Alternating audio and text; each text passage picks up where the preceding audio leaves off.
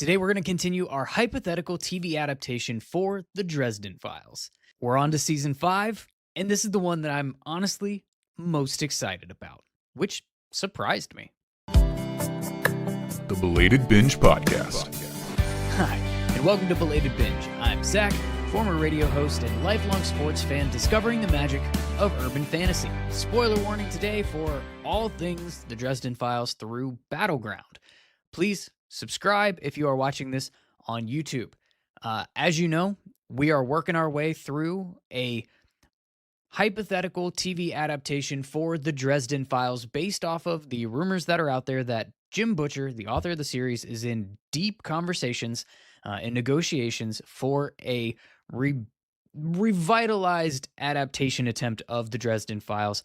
And the plan is to start with the story spanning 3 books of the war against the Red Court and the relationship with Susan Rodriguez and that portion of the books. And I decided that for our fun, I would take that concept and try to see how I could adapt the entire Dresden Files series. It started with the Red Court being season 1, and then we jumped into the Knights of the Cross for season 2. For season 3, we had the White Court of Vampires. Season 4, it was Harry versus the White Council and the Black Council. And now for season 5, we are into what I think it's become my favorite part of the Dresden Files story, and it did not start out that way by any stretch of the imagination. It was the part that I might have been least excited about when I first started reading this series or experiencing this series through audiobooks, and it's become my favorite. I'm talking about the Winter Fae. Season 5 is all about the Winter Mantles. As we've established throughout the previous seasons, that these books, why I think that they hit home the most for people is the character development and the character relationships. There's actually not even that much like romantic relationship. I'm just talking about the development of characters and, how they interact with each other and their relationships to each other. It's written incredibly well in this book series, and I think that's part of the reason that this book series is so incredibly successful. And so that's not really going to change in the TV adaptation. I think for the TV adaptation, they need to build it around those characters so that can be what holds the story up, and then all of the supernatural chaos happens around the characters. So for season 5, and what is ultimately the final season of the show. I know that I have said in past episodes that I came up with 6 seasons, and that's still technically true, but once we get to when we get later in this episode, I'll explain that a little bit more and it'll make a little bit more sense. But for all intents and purposes at this very moment, season 5 is going to be it. This is going to be the series finale season, and it's going to be all about the Fae. Harry's relationships with Elaine, with Murph, with Mollie, and the whole Fae story arc to this point is all going to be contained here in season 5. And so it's going to span quite a few books. It's going to start with Summer Night. We're going to hit part of Proven Guilty. Then we will get into Cold Days, and then Peace Talks and Battleground. That's going to be our main where our main plot lines are coming from. As with the previous episodes, we've got 10 fictional, hypothetical episodes to do this adaptation, and it's going to start in Summer Night, and it's basically going to be this entire book, right? We need to introduce the Fae, which is going to be in episode 1. We will introduce Mab. We will introduce Harry's godmother. We will get a sneak peek into the Mollie subplot and how she, at this point in time, is dabbling in magic. And we'll probably get to about the point where Harry fights the troll, and that'll probably be what culminates the first episode of this particular season. Then in episode 2, we will intro Elaine. We will get the some of the altercations with the changelings that Harry meets during all of this. We will get him going to Undertown to confront Maeve and meet the current Winter Knight.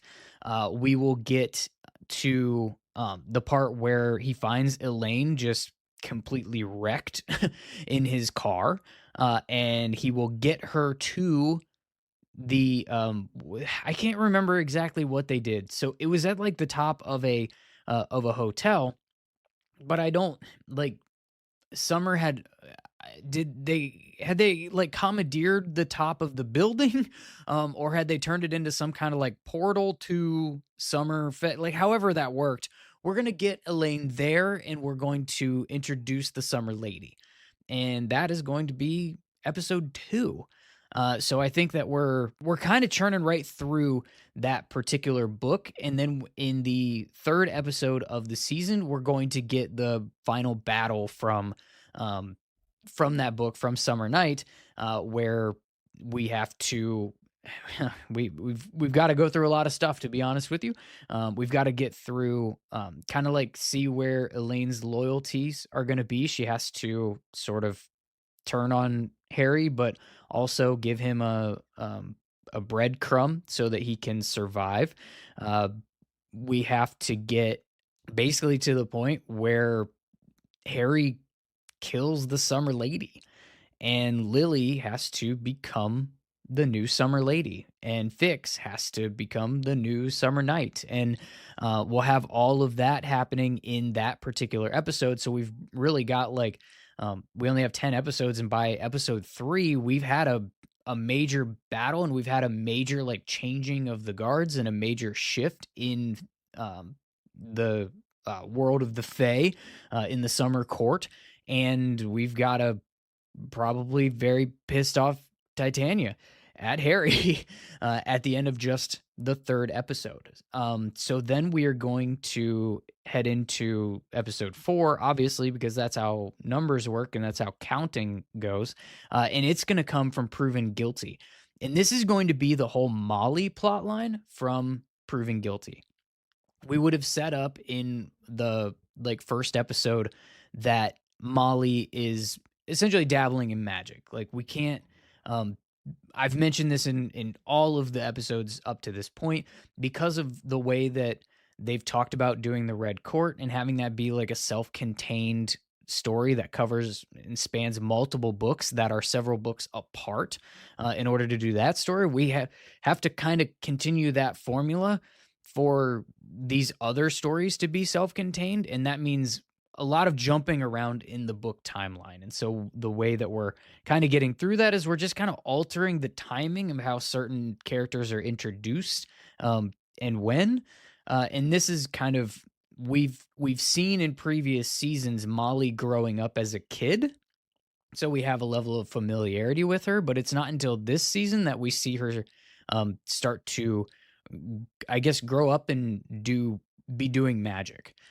And so we'll get that happening, and we'll have the whole SplatterCon stuff kind of condensed down to a small portion of the episode for TV, obviously. But we need it for the phobophage, and so that we can have Mollie taken by the phobophage. I think that what we do with that is um, kind of just have them using her as a beacon and maybe just skip out on kind of that whole um, I don't want to say that we skip out on the whole part with like the boyfriend and the friend and how Mollie tried to stop them from doing drugs, but maybe we show that in kind of like flashbacky type stuff as opposed to having devoting a lot of screen time to that whole setup and how Mollie got here. And I think maybe we just kind of skip the part where uh Harry is sitting in the floor of a hotel room in a circle and um doing that for hours. Maybe we don't have to do all of that. But I think we have I think we have plenty that we can cherry pick from the books for part of the episode to still be streamlined and make sense, essentially, so that we can get to the part where Mollie has been taken by the phobophage and taken to Arctis Tor, so that we can have Harry team up with the Summer Fae and go get her back, because that becomes a really big piece of the Fae story arc. Essentially, is him going into Arctis Tor and getting Molly out, and so we do that for episode 4. That leaves us with 6 episodes to go, and things are going to get very, very, very wintry. And before we get into those, I'm going to do the shameless plug. Patreon.com/belated binge. Check that out for bonus content that I've posted on there. You also get early access to all of the stuff that I share. I actually just brought back the behind the mic bonus episodes for Patreon recently as well. So I would appreciate it if you would go ahead and check that out. Patreon.com/belated binge. So now that we have Harry saving Molly from Arctis Tor, I think the big wrinkle that we need to address and handle is that the circumstances surrounding him taking on the mantle of the Winter Knight. So in the actual book series, obviously he does this in changes in order to save his daughter, and then he dies, and then a whole book goes by, and then we figure out he's, oh, big shock, still alive, because lots of books left. But we can't really do that because changes happened in season 1 of TV. So we need another way to make that happen. And so I think what we actually would have done is, instead of having him take on the Winter Mantle in order to save his daughter, he accepts the Winter Mantle for Winter Knight in order to save Molly. And so now we can jump into the next episode coming from Cold Days and pretty much keep everything from Cold Days as pretty much as it is, because it's all still in play. The circumstances have just been tweaked a little bit of why he took on the Winter Knight in the first place. So in the 5th episode of the season, we have him being nursed back to health because he has been mortally wounded saving Molly and has taken on the mantle of Winter Knight, and he gets to be trained and all of that stuff, along with Mab's other daughter, not named Maeve. And I think that during this time we show him being brought back, I guess you could say, in doing his training and doing his physical therapy, if you will. And I think you can kind of montage a little bit in the episode showing some of Molly being trained by his godmother, the Lananshi. And I think that's a cool little parallel to be drawing, that his whole existence has changed, and she's being trained kind of alongside of him without him realizing that that's what's actually happening. And I think that this episode ends with Mab giving him the order to kill Maeve. And that'll be our intrigue to lead into the next episode, which will be spent investigating Maeve. And this is where we can have, you can have Bob the Skull telling us how you actually kill immortals. You can get to the conflict at Demon Reach. And you can see, you get to, I think, you get through Lily and Fix essentially fighting Harry. And I think that you get to the point before Murphy kills Maeve, but I think you maybe end this episode with Maeve killing Lily, but you don't show the fallout of that. I think that you end it with just kapow, and that's it. And then you jump to the next episode in the season, and it starts with Maeve killing Lily. And you get the passing of the Summer Lady Mantle happening there. I think that this episode, you have a lot of dialogue, and I think you have a lot of character stuff, and I think that you have a lot of I think you show a lot in, um, maybe almost in, like, flashbacks, basically to give us context of, like, Mab's relationship to, her daughters, and ultimately get to the point where Maeve is killed and the, Winter Lady mantle passes to Mollie.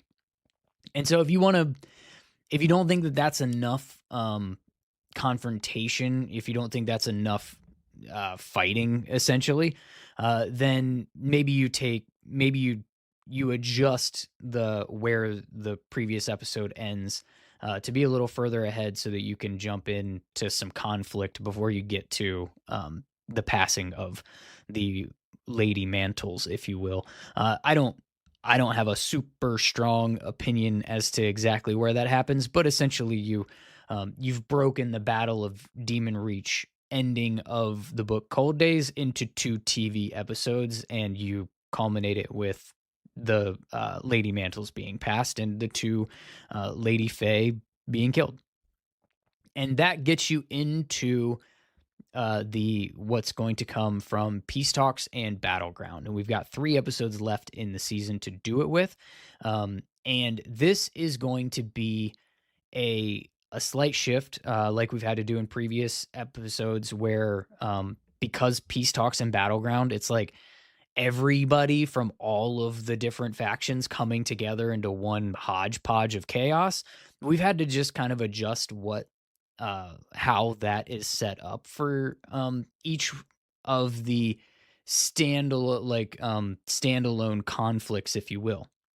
So with this, I think that what you do is you essentially have I think you have Molly's short story Cold Case, and you take a slight, adjustment to what the dinner is. So, if you remember in Cold Days, there was a dinner, and that's actually where Harry got the instruction from Mab to kill Maeve. I think you just tweak that, earlier. You give him that order not at the dinner so that you can have the dinner here take the place of the dinner that was happening at Marcone's from, Peace Talks. But, the way that you kind of explain this, if you will, is I think you have that dinner be about introducing Molly as the new Winter Lady to the rest of the Winter Court, and I think that kinda works out. And then you have it, um, infiltrated, and you have the conflict with the last Titan basically wrecking Mab, and that's how you end the episode. That leaves you with basically a, kinda like a 2 I guess you could say like a two-part finale that comes from Battleground. You have Battle Part 1, and that's where you have, like, Mab and Molly and the Winter Banner happening, and they're kinda, like, fighting through, the city, and this is the episode where Murph dies, and that's the emotional blow that we get hit because, Murph has been like the one constant throughout like all of these seasons that's been by Dresden's side the whole time in and out of all of these conflicts. And for some, she's probably taken on a little bit more of a role than she may have had in the books, because of characters that we hadn't introduced and things like that, perhaps. So I think that this kind of becomes the Murphy uh, send off episode, and in that emotional blow right before the actual like series finale, which is basically you have like a Titania coming down and fighting the Titan, and you have um, Mab, fighting the Titan uh in the actual like battle scenes, and then you have the Titan ultimately, banished and imprisoned by Harry once she's significantly beaten and battered down, and you end everything with Harry and Molly showing up at Michael's house to have dinner, and we kind of get this like calm, things are going to be okay ending to everything. And that essentially ends our series. Or it ends our series for the content that we have through Battleground. At this point in time, hopefully, more books have come out and we have more stuff that can be adapted for a later season. And that's it. You could stop it there. Um, and I think I would. I think that would be a really strong, like 5 season TV show adapting the Dresden Files. You've pretty much covered just about everything in the book series in those 5 seasons. Really, the only things that have been left out are some of the very, like, some of the early stuff, some of the PI heavy stuff has been kind of left on the cutting room floor. You miss the ghost story book for the most part, because Harry, I don't think you have Harry die at the end of season 1 and then come back and then talk about the knights. I don't know. Maybe if you wanna do that, that's one thing that I think that you can do a little bit of the way that I've laid these seasons out so far, is I think that while I've ordered them like this for a reason, I think you can move them around, and I think things still kind of work out. But I kind of thought that it was most important to kind of introduce the major relationships for Harry earlier on in their season, which is why I had like the Knights be season 2 because of his relationship with Michael being so important, and then the White Court being season 3 because of his relationship to Thomas being so important. And then I think, 4 and 5 you can kind of, play with if you want to, but and maybe that's a good idea. Maybe you do the Winter Night stuff, and then have the and then have him basically go up against the council. The reason I flipped him, truthfully, is because I think there's so much of the council conflict for Harry that starts and happens well before he ever takes up the Winter Night mantle. That just sort of pushes things over the edge a little bit in the trust department, or quite frankly, gives the Merlin an excuse to get others on board with mistrusting Harry that otherwise would have trusted him. I'm looking at you, Carlos. But yeah, I think you could play with the orders of things if you wanted to. And this isn't necessarily the way that I would attack adapting this TV series if they showed up and offered me the job to do it. But because of the decision that they seem to be making about how they want to do the Red Court stuff, kind of as a standalone, that was what I was going with. But like I said too, I do have an idea for what could be, I guess, a 6th season, but I think of more as almost like a standalone. Oops, that knocking my mic around here. Almost as like a standalone mini series, if you will, like an offshoot side season idea that I will share with you, I guess, in the next in the next episode that we talk about this. But I do think that it doesn't fall within like the timeline of this 5 season arc. I think that this wraps things up for this 5 seasons pretty well. And I would be interested to hear what you think, and what would be the thing that you were most excited about seeing adapted to TV from the Dresden Files. Let me know that in the comment section if you are watching this on YouTube, and obviously subscribe while you're there. Please like the video and do all of those things because the algorithm likes that stuff, and I would like to please the algorithm. It rules us from well, it rules our lives as content creators. So please help me please the algorithm. If you are listening on one of your whatever your favorite podcast app is, please leave a 5-star review. And remember, life is short. Go ahead and drive that Blue Beetle. Stay in your basement apartment and read a good book. and fuego the whole damn building if anybody ever has a problem with that. Just make sure that Bob is able to make it out safe and that you have worked with your local fart elves to keep just enough power going so that you can catch the next episode of Belated Binge.